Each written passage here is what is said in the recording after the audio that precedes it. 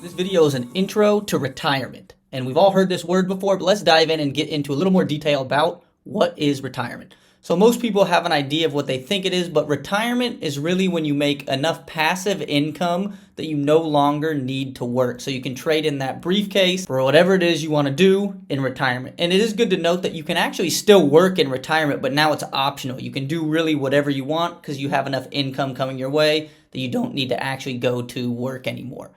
And retirement is going to be different for everyone because it's going to depend on how much you need to cover for your basic needs plus your luxury needs. And so it's going to be different for most people. And again, just a refresher, the basic needs would be stuff like housing, food, electricity. I would say in today's world, most people need Wi-Fi. Versus luxury needs are stuff that you don't really need to survive. But like if you want to have a golf membership, drive a fancy, nice new car, travel a lot, buy a timeshare somewhere, or go out to eat at super fancy restaurants, that's going to be luxury or entertainment needs. And again, if you want to go do all that, you're going to need more money in retirement. So when retiring too, it's also important to take into account healthcare expenses as you age. You're going to probably go into the doctor more often because your health's going to deteriorate more. Good to take into account inflation because the prices of everything will continue to increase. And then if you also have kids, grandkids, great-grandkids that you want to take care of, those are all things that you should consider when thinking about retirement. So now let's get into the types of retirement income, and we're going to go over the 6 primary retirement funds. And we will cover each of these in more detail in a specific video, but we're going to give a rough overview, and we're going to start with pension plans, 401k accounts, Social Security, IRAs and Roth IRAs, real estate income, and traditional investments. So let's start with pension plans. And pension plans are retirement plans that require an employer to contribute to a pool of funds set aside for a worker's future benefit. So the key here is your employer contributes to this fund. And over your career at the company or organization, this fund just builds and builds and builds up. And then when you retire, you get a defined retirement plan that guarantees you either a set monthly payment for life or you get a huge lump sum payment at retirement. And so again, you get either a monthly payment for life on a pension plan or you get a huge lump sum that you can then invest yourself tax-free.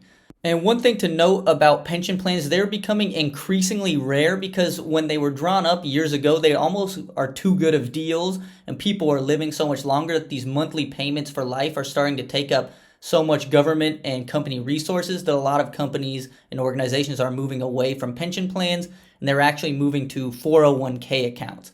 And a 401k account is a retirement plan in which employees contribute a percentage of their income to, and employers will then usually match that amount. So again, the key is you as the employee are going to be contributing to it, and then whatever you contribute from your paycheck each month, usually the employers will match that or they'll come close to matching that same amount.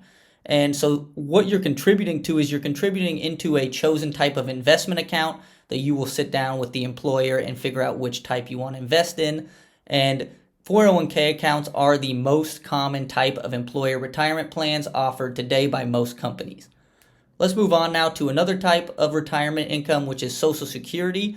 And Social Security is monthly payments that are made to you by the federal government, and you pay into these taxes over your life, and then you can start collecting on it when you are 62 years old. So you don't have to go at 62, but if you want to start drawing from it later, you can take a little more, but you can start at 62. And your monthly payments are going to vary based on how much you have paid into the program over the years. Let's move on now to IRAs and Roth IRAs. And these are going to be personal investment accounts that you contribute your own income to. So again, this is personal, not employee related. So any extra income you have each month, you can invest into your own IRA or Roth IRA. And there are 2 types. There's the traditional pre-tax IRA and then the post-tax Roth IRA. And we'll have a video where we get into more details about this. And a key here for IRAs, you can start drawing from these after you reach 59 and a half years old. So 59 and a half is the key number here. Let's move to probably the rarest type of retirement income, but there are people who do make their retirement income off this or part of it. And this is real estate income. And this is going to be passive income that you receive from properties that you own. And this can be either residential or commercial properties that people pay rent to you for, and you can use that as just passive income month over month. And this may not be enough to fund your entire retirement, but for some people it could, depending on how large and how many properties you own. If you own 10 properties, you can probably just retire based off just that. If you own one property, that's probably not going to be enough to fund your entire retirement. The last type here of retirement income is just going to be your traditional investments, and these are investments that you can draw from that you've built up over the years. And this can be just stocks that you own, ETFs, cryptocurrency, government bonds, just any type of traditional investment that you can draw from. And then the main difference from regular investment accounts and retirement accounts is that you're going to actually have to pay the regular taxes on capital gains on your traditional investments versus retirement accounts. You get these tax breaks on. So your traditional investments, just know you'll have to pay a little bit more in taxes. So now let's finish with what your retirement will look like most likely. And usually most people's retirement is going to be based on some combination of those 6 funds. It's usually not going to be based on all just one, but usually some combination. So let's say, for example, that you have a 401k account, you're drawing Social Security, you have some traditional investments that you built up, and a Roth IRA account that you've built up over the years.